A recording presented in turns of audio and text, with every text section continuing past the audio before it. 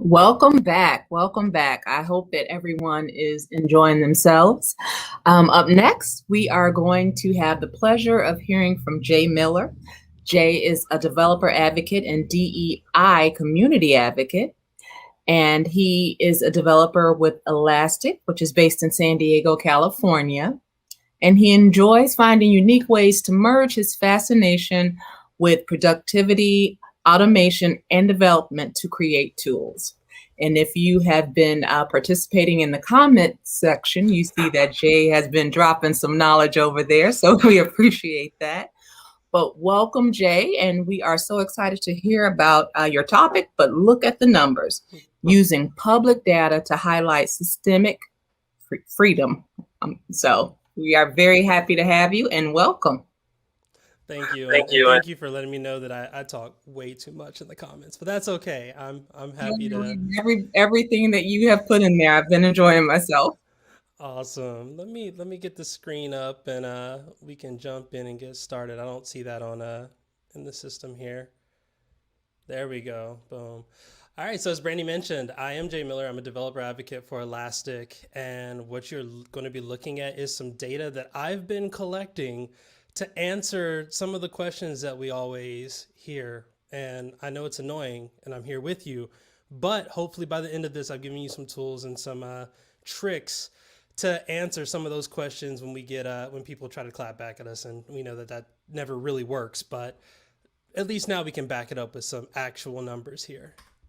So I'm going to start by making a very controversial statement, depending on who you are. There are systemic problems in policing in regards to race and gender. Now, I'm sure because this is Juneteenth Conf and everybody here is awesome and amazing, y'all pretty much agree here. But this is often what I get left hearing after the fact. You're cherry picking. It's not that imbalanced. Oh, it's just a few bad apples. We've all heard these things. I'm tired of hearing it. And the one that I'm most tired of hearing, because I am a blurred, I'm a black nerd. I love looking at data. So when someone tells me, look at the data, that's not what it shows, they don't even know what they've walked into. So for the next few minutes, as I mentioned, I'm going to show you what the data shows. And I'm also going to let you know how you can look at the data yourself, come up to your own conclusions, but also realize that yes, the data does indeed show that there is a systemic problem. So what does the data show on local policing? I'm in San Diego, as I mentioned. Before we get started here, I am going to make one quick disclaimer, actually three quick disclaimers. My data science studies are for my personal reasons. I'm not a professional data scientist. I'm a developer advocate. I get paid to talk and to show, and that's here what I'm going to do in these few minutes is talk and show. The words coming from my mouth are just that, my words. So they don't represent my employer. They don't represent my friends, my family. So if y'all got a problem with what I say, come to me about it. But I do hope that this data can bring about some feelings. The feelings need to be had. We need to get that out. I hope this brings constructive discourse and not shouting in the YouTube chat or my DMs. That said, you are invited to come message me if you really feel like you must. But what does the data show? The data shows, I'm going to be very specific here, Black people make up 6.4% of people in San Diego, but 19.9% of the people stopped. Now, this could boil down to several reasons. One could be region. One could be the fact that there is systemic racism.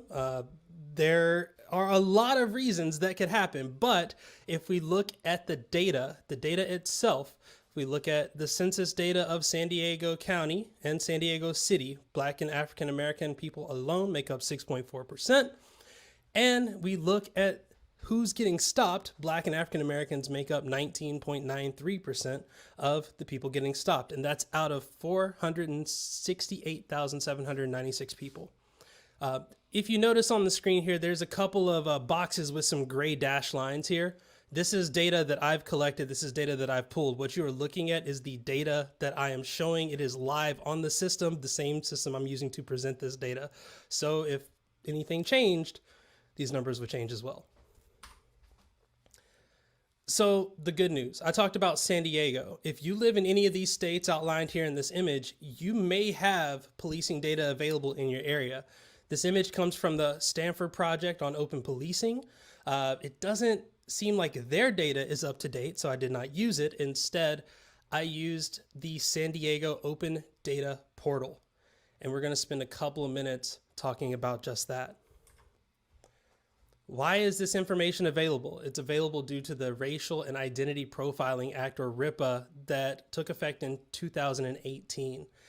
At the moment, it requires that any police agency, including highway patrol, including the state, any state police department, if you have peace officers totaling more than 667 peace officers, you have to submit an annual report. And I will show you in a second what that annual report has to have. It started out with 1,000, so now it's at 667. By 2023, it's going to be 334. I'm hoping that this act itself will encourage some of those states that weren't on that list to also provide their data as well. But again, this is just a state bill. So what is the San Diego Racial and Identity Profiling Act data covering? It's covering the actions taken in each stop, contraband or evidence found, the disability of persons, the perceived gender of persons, not what's on your driver's license, but what the police officer perceives you to be, which there are very problematic issues with that. But I continue. The basis for property seizure, the property itself seized, and then the race of the person, the basis for searches conducted, and then the reason for the stop and the result of the stop. So, first of all, what does the data show? The data shows that it wasn't designed to be read. There's a lot of information there. And you would wonder, how would they present this? Would it be in a giant chart? Would it be like a map? Would it be something? No, it is in a bunch of CSV files, about 10 or 11 to be exact. And if you go to their website, it gives you a snippet of that data. But as you can tell from the snippet, there's not much information there. That's where me, being the nerd that I am and wanting to go in, I grabbed all this data, I slapped it together into a Pandas data frame, and then I threw it into an Elasticsearch database. And I learned that another problem that we have is that data can be subjective. Here, and it shakes me when I see it every time, this data is based on the officer's perception, not what's been reported. California allows you to specify your gender being male, female, or non-binary, but the police department has to make a perception of what a transgendered woman or man is and looks like. This can skew the data. If they choose to just throw in bad data, they can. I mean, there are plenty of empty options here. And what we're looking at here is the actual stop duration. So it shows that in situations where they can't tell who you are, they're going to hold you longer. That 110, that 116 for quote unquote gender non-conforming individuals, that's in minutes. So your stop, your 5-minute stop on the freeway can take 2 hours just based on how you appear and how people think of you and what they think of you. And of course, we see that all of the peaks here, all of the peaks here are our friends, our family that are considered gender nonconforming or transgender in the eyes of the police departments. So, with that said, that's not all the data that it shows. I'm going to click a button here and let this load really quick. This is what the data itself shows. What we're looking at is the police stop data as it's recorded. To me, this is a little bit more readable than a bunch of CSV files. Now, I'm looking at one particular beat in general because I noticed that there was a systemic problem of LGBTQIA plus profiling. But as we see here, we can see this data for all of San Diego. We can break it down by beat.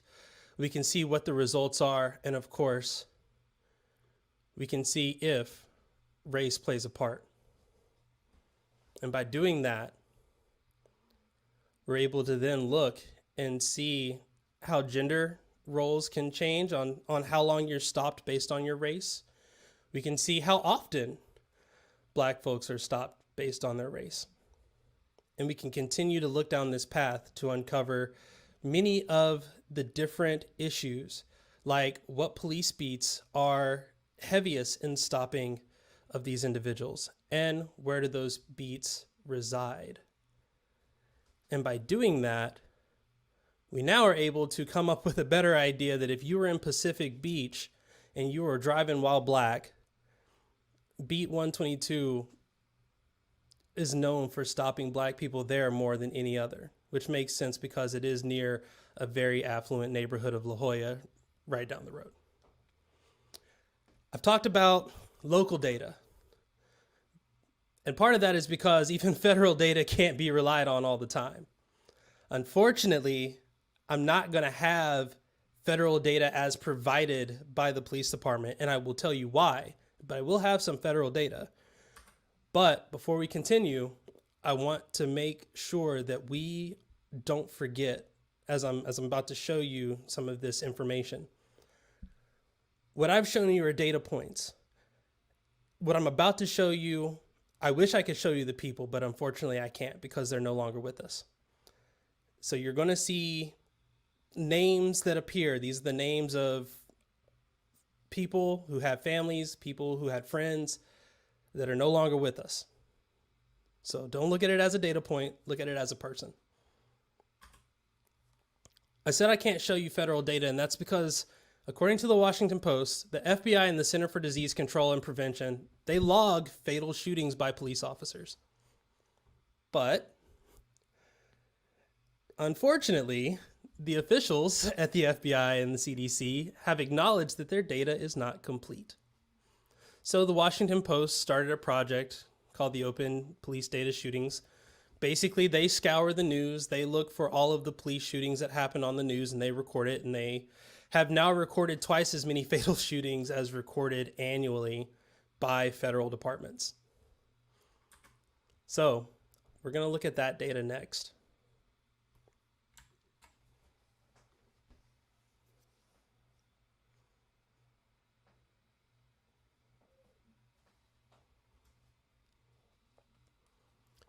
As we see here, we can see that the population percentage on average in most places is only 10%. We can see a lot of different things. We can see that out of the 2,944 people that have been shot by the police before or as of 2015, 2,469 of those lacked body camera footage. Only 124 people were tased before shooting them, which meant that there was no non-lethal option provided first. 612 of those individuals had signs of mental illness. But of course, we see these patterns of Black people who only make up 10.9% of the population, coming in at about 25% of the people being shot. And in some areas, like the state of Georgia, which I come from, in Georgia, you are more likely to be shot by the police if you are Black. In fact, more Black people have been shot by the police than white people in the state of Georgia in the last 5 years. This also goes for Louisiana, Maryland, Illinois. I could keep going. Apparently, if you live in Vermont, you're good, but I mean, I don't know anybody that lives in Vermont. I'm sorry. It doesn't matter if you're carrying a weapon or not. It doesn't matter if you're unarmed. If you're unarmed, the actual odds go up. And we can see this. We can look at the data and tell. It doesn't make sense to me, and I don't want to try and make sense of it. You got to forgive me for a second. I just noticed someone on this list that grew up in the town that I grew up in. Sometimes the data doesn't show a lot, but the data can show who could have been your auntie, who could have been your cousin. The data can show a ton of information. The data can show that even when a pandemic hits, as we see here in 2020 and 2021, it doesn't make a difference. The percentage doesn't change. In fact, the numbers might actually go up, which is worse. Even in a pandemic, even when everybody's at home. So, what does the data itself show? Well, the data shows that it's not readable, and we need more readable data. The data shows that often what's reported is biased, and it's based on perception and not what's been reported by the individual themselves. The data shows that body cameras should be allowed and that there should be policies on tase versus shoot. We can't argue our case because we can't see the footage. We can't know what's happening because we can't see it, and it's by design. It's hard to continue to put this data out there. This is data that I collected, that I put together in spreadsheets and charts, and it's all based on just a couple of industries, a couple of places. The data shows we need to continue funding and open source investigations like the Stanford Project, whose data mostly goes back to 2018. But I hope I've shown that the data shows that there are systemic problems in policing in regards to race and gender. Thank you.